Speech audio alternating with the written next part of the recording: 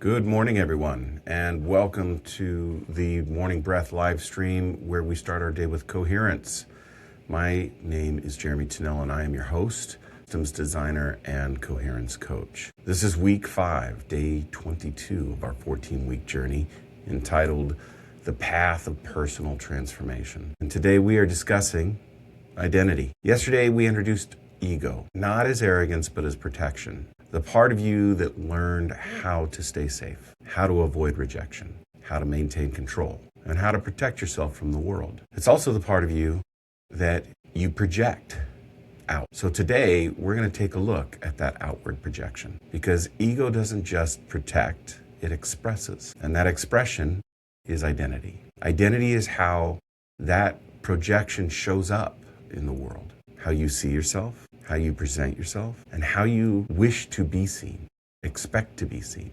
And most of the time, it feels pretty fixed. I am who I am. But identity is not fixed. It is constructed layer by layer through family of origin and early childhood experiences, through K-12 education and community, through cultural expectations, and in our current world, online environments, and for-profit digital platforms. Over time, those layers begin to feel like truth. But the reality is that rigid truth, that absolute, it needs to be flexible, not reinforced. We rarely question our identities. So I want to dive deeper into this concept of identity and digital identity today. That social platform persona that we project through online interaction, the constant visibility and the comparison that we live with every day. This is the version of yourself that is curated, it's measured, it's reinforced in real time, and literally constructed identity outside of yourself. And that layer can become just as powerful as anything that came before it. So now, identity is not just inherited. It's not that part of us that we just project as a personification of ourselves, but it's performed. And when identity goes unexamined, whether it's the part of ourselves that we want to be seen in the real world or the digital world, everything becomes persona. Therefore, everything becomes personal. Feedback feels like an attack. Disagreement feels like rejection. Challenge feels like a threat.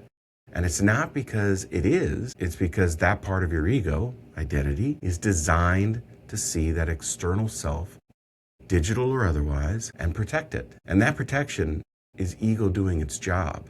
But here's where the tension lies. If ego and identity are never questioned, they become fixed. Identity learns and leans into certainty in the world rather than inquiry. You lose your capacity for curiosity. And when identity becomes rigid, you lose flexibility, adaptability, the ability to respond on your own, clearly, because now you're not responding to what is happening around you. You're reacting to what it means to be who you think you are. That's where most people get stuck. Not in the situation, but in the identity attached to the situation. From a systems perspective, identity is a layered structure of inputs, experiences, meaning, constructing identity, which is reinforced over time. Each layer builds on the last. The system stabilizes around that identity.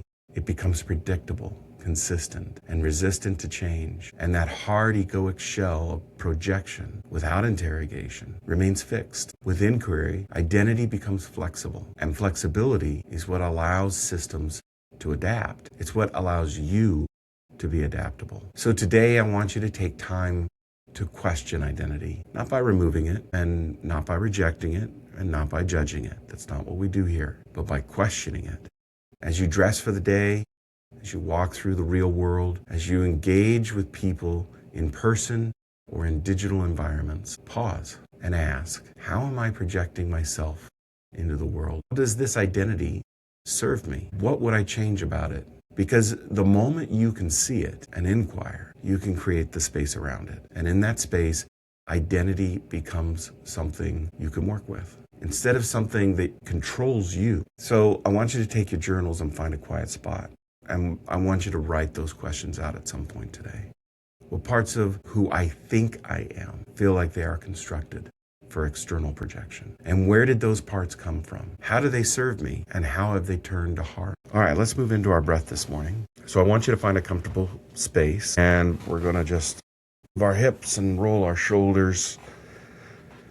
And let's place a hand over the heart, and we're going to start with 2 deep breaths in through the nose, the sigh, in through the nose, the sigh, in through the nose.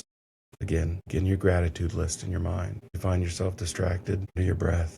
Inhale, return to the space. Once again, thank you for joining me today. I hope to see you tomorrow, for once again, we'll engage with our breath and practice. Have a good day.